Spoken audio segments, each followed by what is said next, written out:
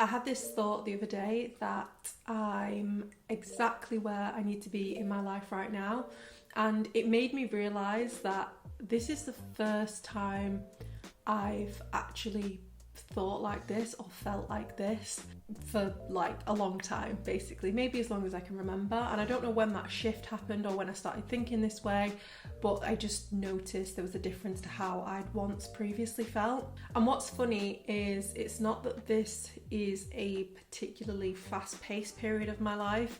If anything, I feel like the start of this year has been quite slow, quite soft, and I've just been kind of going at my own pace with things, which I've been completely fine about. And there's been times in the past where actually loads has been going on, and yet I found myself feeling like I'm behind, like I can't do enough. So it just made me really think about it, and it made me want to do this video to talk about why maybe you feel behind in life right now, and give you some things to sort of reflect on that will maybe help change that somewhat. We look ahead for inspiration. When we tend to look for inspiration, we tend to look ahead. It's natural, whether it's an elder, maybe someone higher up in the company you work for, or it could be a celebrity. There's all sorts of different people that you might look up to depending on your situation and circumstance and what area of life that you're aspiring to take to the next level, shall we say. And I think having inspiration and people to inspire us in life is great, but I think the problem can come about when comparison kicks in. Like with the examples mentioned, of course, an elder is kind of in the name. That's usually someone older than you, and with age they probably have more experience, have lived more, have been able to do more stuff and quote unquote get ahead because, well, they've had more years exploring and being on this planet. If you're looking up to a celebrity, well, I mean, how are you ever going to compete with, say, the life of, I don't know, Rihanna or something? It's just not your normal day to day.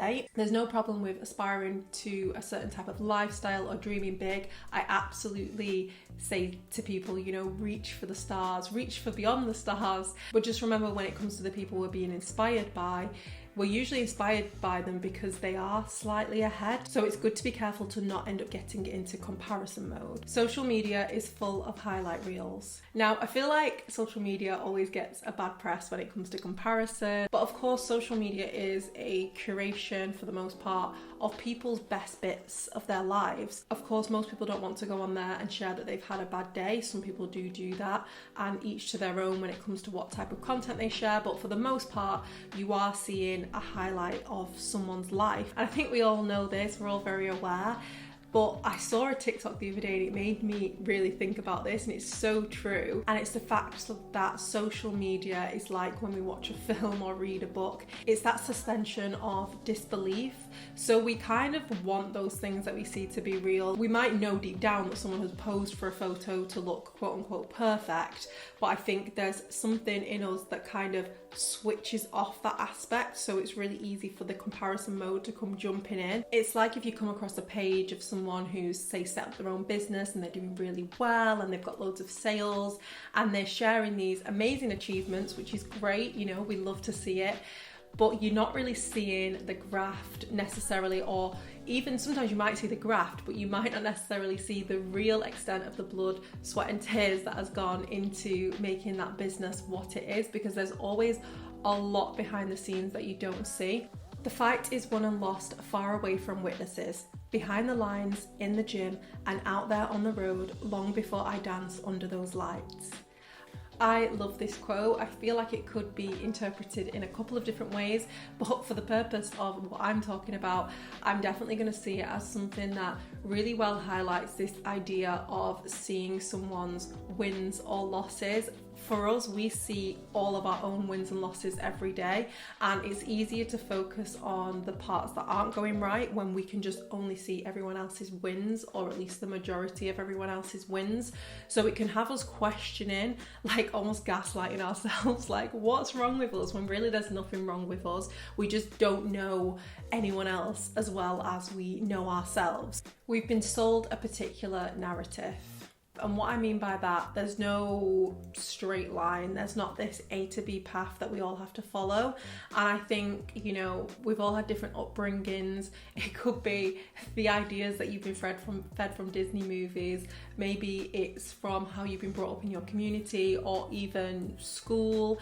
I think that often these narratives can be fed to us and we can grow up thinking that we need to tick certain boxes, and also certain boxes by certain ages, which can lead us to feeling behind in life. I remember years ago feeling so behind in life because I hadn't moved out for what felt like such a long time in my eyes. I look back now and I laugh because I just think I was so young, but in my head everyone else had everything together. People were making way more money than me. Everyone had moved out. I felt a bit embarrassed that I hadn't, and really there's no shame in that because there's no straight journey. And if anything, I'm really grateful for how my path went in that direction now. I'm really fortunate to live in a home that I love with my husband, but at the time I couldn't have predicted I'd be here living this way now, and there was no race to get here. I just needed to get here in my own time.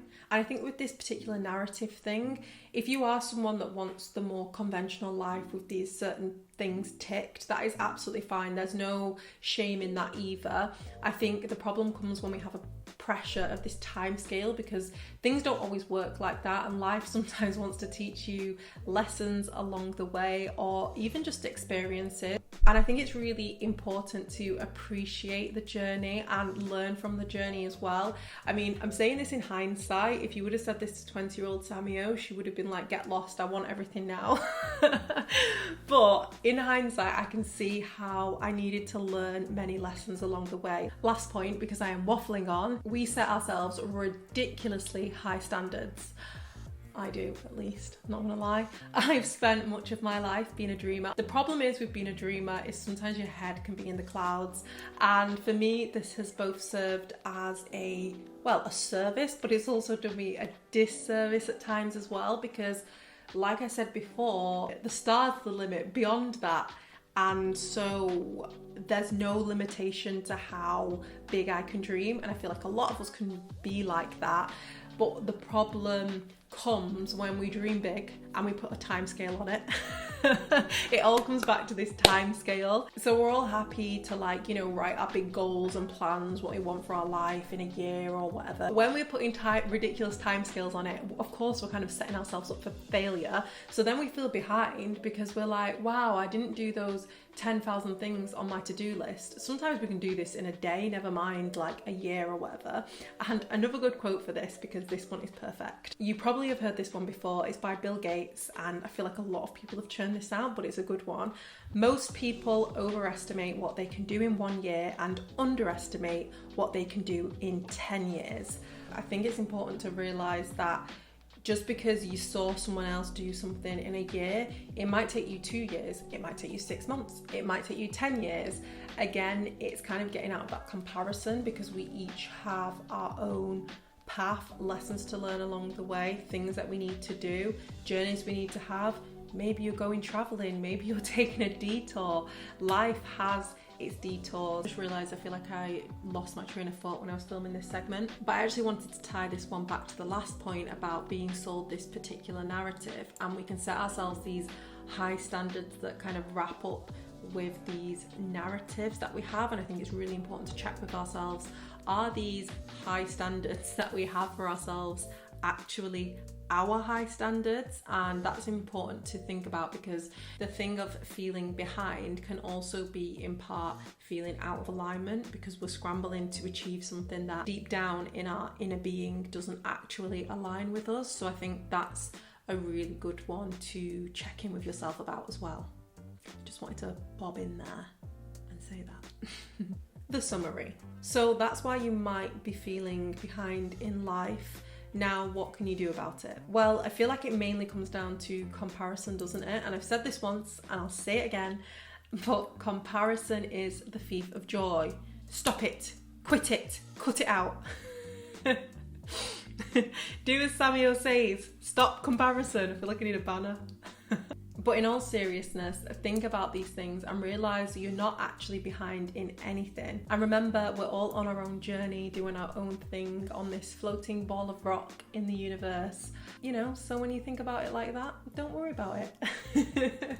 I hope you were able to get something from this video, and I really hope you enjoyed it. If you did, please do give it a like, subscribe if you haven't already. I do plenty more chats like this, and hopefully I'll see you in the next video. Thanks for watching. Bye.